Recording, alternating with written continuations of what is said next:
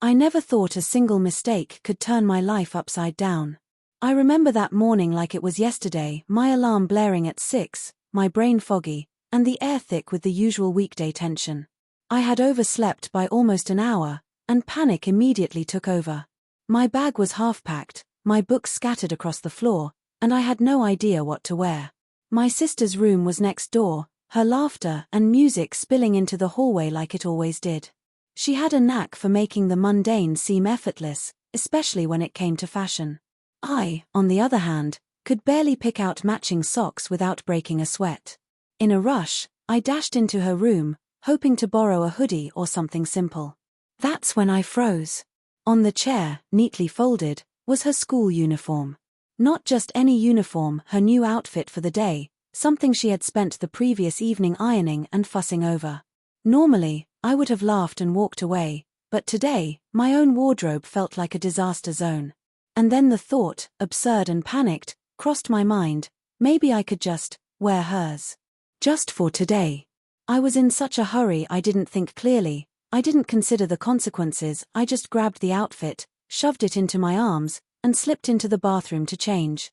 The moment I looked in the mirror, my stomach dropped. The skirt, the crisp blouse, the way it hugged me, it felt alien, almost electric. I wanted to rip it off immediately, but panic and embarrassment froze me. My reflection wasn't entirely mine, it was like staring at a stranger I almost recognized. And yet, a strange thrill ran through me. I had never felt attention from the mirror like this before, not from my reflection, not even from my own clothes. My hands shook slightly as I tugged at the skirt, adjusted the blouse, and tried to calm the storm of thoughts whirling in my head. By the time I left my house, I was already late. The street was bustling with students, parents, and the occasional car honking in impatience. I tried to keep my head down, hoping nobody would notice my borrowed disguise. But I quickly realized that wasn't going to happen. My shoes, my gait, even my voice, the tiniest hint of hesitation, felt magnified in this new persona. Each step toward the school gate was a mix of dread and excitement, my heart hammering like a drum in a crowded stadium. The first challenge hit immediately. At the school gate, my best friend Mia waved excitedly. I froze. Her smile, warm and familiar, seemed to pierce right through my thin veil of confidence. Hey, Emily. Wait up, she called, using my sister's name by accident, or maybe intentionally. My brain short-circuited. I forced a laugh, tried to mimic my sister's voice, but it came out strained, high-pitched, wrong. Hey. I stammered, my cheeks burning. She tilted her head, suspicious but not overtly alarmed. You sound weird. Are you okay? I nodded too quickly, clutching my bag like it could save me from this disaster. Yeah, just, late morning. You know how it is, I muttered. Every word felt like a gamble, every breath a risk. As we walked to class, I could hear students whispering, some giggling, some staring. I wasn't just pretending, I was performing. And somewhere deep inside, I felt a flutter of something I couldn't name: pride, fear, curiosity. All of it tangled together, impossible to separate. By mid-morning, the adrenaline started to fade, replaced by a creeping tension. Every classroom, every teacher, every glance from a classmate felt like it was under a microscope. I had to sit through lessons pretending to be someone else, responding with a voice that wasn't mine, laughing at jokes that weren't funny, nodding at things I barely understood. The first class went surprisingly well, but then came the lunch break, a minefield of social traps. The cafeteria was buzzing, and I had no idea where to sit. Students I barely knew were eyeing me, whispering, trying to figure out why I seemed different.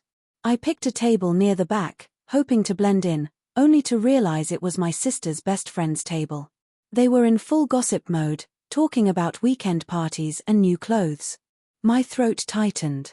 I tried to smile, to nod, to be natural, but every laugh felt hollow, every gesture rehearsed. And then, the unexpected happened. My sister's best friend, Lily, looked directly at me, her eyes narrowing slightly. Emily, she asked, tilting her head. Is that you? My heart stopped. I froze mid-bite, my hands trembling over the tray. How much did she know? How could I possibly explain this? Yeah, "It's me," I squeaked, my voice cracking just enough to betray my panic. She studied me for a long moment, her gaze sharp and calculating, and then she smiled, slowly, almost mischievously. "You look different today," she said, her tone teasing but not mean. Relief washed over me, but it was tinged with shame. I had gotten away with it, for now. But I knew the next few hours would be a test of nerves, composure, and perhaps something I hadn't anticipated, my own self. The rest of the day was a whirlwind. I learned more about my sister's life than I ever had, how she interacted with friends, how she laughed, how she navigated the social web of school. Every compliment I received, every glance I caught in the hallway, felt like a double-edged sword. I was thriving in her skin, but I was also terrified of being discovered. And yet, a strange, almost guilty excitement grew inside me. For the first time, I saw the world through someone else's eyes, her eyes, and it was both exhilarating and disorienting. By the time the final bell rang, I was exhausted. My feet ached, my back was sore from sitting differently, my mind raced with every possible outcome. I had survived, yes, but barely. As I walked out of the school gates, I realized something profound. I had learned more about courage, identity, and perception in one day than I ever had before. I wasn't just pretending to be my sister, I had glimpsed a part of myself I didn't know existed, a part that thrived on discovery, on challenge, on transformation. And just as I stepped onto the street, I heard a familiar voice behind me. "Emily, wait up." My heart sank, and then I realized it was my sister, jogging to catch up. "Why did you wear my uniform today?" she asked, breathless but amused. I froze, caught between confession and escape. How could I explain that this accidental decision had changed the way I saw everything, school, people, myself? That it had opened a door I didn't know I wanted to walk through? I swallowed hard, looked her in the eyes, and for the first time, said something I hadn't expected myself to say. "I don't know. But I think I needed to." She blinked, silent for a moment, and then laughed, a warm, rolling sound that made my heart lift and drop at the same time. "You're weird," she said, shaking her head. "But I kind of get it." That day, I went to school as my sister and accidentally, I discovered a side of myself I couldn't ignore. It was terrifying, exhilarating, and utterly transformative. I had walked a mile in someone else's shoes, and somehow, I had started walking toward my own. The next morning, I woke up with a strange mix of excitement and dread. My sister's laughter from her room floated through the walls, but today, it sounded different, more like a challenge than background noise. I stared at the uniform folded neatly on my chair, untouched since yesterday. Part of me wanted to leave it alone, to return to my own messy, familiar clothes. But another part ached to put it on again, to feel that strange, exhilarating sense of being someone else while still being me. I told myself I wouldn't do it. I had learned my lesson. Yesterday was an accident, a fluke, a dangerous game I had barely survived. But as the minutes ticked by, the idea refused to leave my mind. I imagined walking through the halls again, seeing faces, hearing whispers, and more than anything, feeling the confidence that came with stepping outside myself. I tried to shake it off, but by mid-morning, I found myself slipping into her room, touching the fabric, and then, almost without thinking, pulling it over my head. The moment I looked in the mirror, my heart skipped. It was stronger this time, the thrill, the fear, the rush of stepping into a world that wasn't mine but somehow felt like it had always belonged to me. I practiced my posture, my voice, my gestures, trying to perfect the performance, but also letting it slip a little further into reality. By the time I left for school, I wasn't just pretending anymore. A piece of me had merged with this borrowed identity, and the sensation was intoxicating. Entering the school gates felt like walking into a live wire. I could feel eyes on me, noticing the differences, sensing the confidence, or maybe the subtle nervous energy that always clung to me. Some faces smiled, some whispered, and a few lingered with curiosity that sent shivers down my spine. But I was ready this time, or at least, I thought I was. The morning passed in a blur of classes and interactions.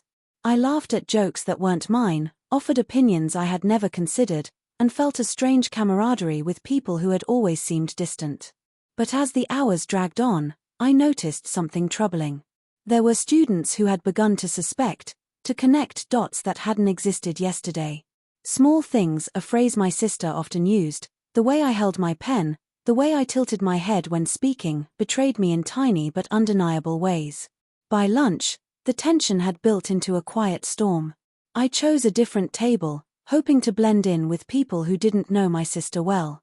I could feel my pulse in my throat as I navigated conversations, laughed at the right moments, nodded just enough, spoke just enough. But the fear of discovery lingered like a shadow, tightening its grip around my chest. Every glance, every accidental brush of hair, every slip of my voice could undo everything. And then it happened. A group of students I had never met before approached, curious and unafraid. One of them, a tall girl with sharp eyes, stopped right in front of me. "Hey, you're Emily, right?" she asked. Her tone was neither threatening nor friendly, it was simply probing, testing. My stomach dropped. How much did she know? How much had she pieced together? Yeah, that's me," I replied, my voice cracking slightly. She smiled faintly, as if she knew something I didn't, and walked away, leaving me trembling. By the afternoon, the adrenaline that had fueled me all day began to ebb, replaced by exhaustion and self-doubt. I realized that while wearing my sister's uniform had given me courage, it had also exposed me, stretched me thin, and left me vulnerable in ways I hadn't anticipated. My reflection in the bathroom mirror was no longer thrilling, it was a question I couldn't answer. Who was I? Who did I want to be? And how much of this borrowed identity was truly me? The final bell could not have come soon enough. I left the school gates, my steps unsteady, and felt the weight of the day pressing down on me. My sister was waiting outside, leaning against her bike, a knowing smile on her face. "So, you did it again," she said, her tone teasing but curious. I swallowed hard, unsure if I should confess or try to deflect. I don't know why," I admitted. I felt like I had to. Like I needed to see something." She nodded slowly, as if she understood more than I could ever explain. "You felt like yourself in a way you couldn't in your own skin," she said softly. My chest tightened. That was exactly what I hadn't been able to articulate, what had driven me back to her uniform even after yesterday's chaos. Over the next few days, life became a delicate balance. I wore the uniform selectively, learning to navigate the attention, the whispers, and the unspoken curiosity that followed me. I began to understand my sister's world, her interactions, her confidence, and her vulnerabilities. At the same time, I discovered more about myself, my courage, my desires, my capacity for empathy, and my willingness to embrace uncertainty. One afternoon, while sitting alone in the library, I reflected on everything that had happened. The fear, the thrill, the shame, the exhilaration, it had all blended into something profound. I realized that this accidental transformation was not just about clothing, it was about identity, perception, and the courage to explore who I could be when the world's expectations were temporarily suspended. By the end of the week, I had come to a delicate understanding with myself and my sister. We laughed about the chaos, shared small confessions, and acknowledged the unspoken changes in each other. I had gone to school as her, accidentally, but in doing so, I had discovered a version of myself that I could never have found otherwise, a version that was brave, curious, and unafraid of transformation. Looking back, I realize now that it wasn't just a mistake or a game. It was a journey, one that forced me to confront fear, embrace identity, and walk a path I had never imagined. I had stepped into someone else's shoes, only to discover the strength, courage, and authenticity waiting in my own. And as I continue to navigate life, I carry that lesson with me. Sometimes, the most profound transformations happen when you least expect them, when you stumble into someone else's world and accidentally find yourself.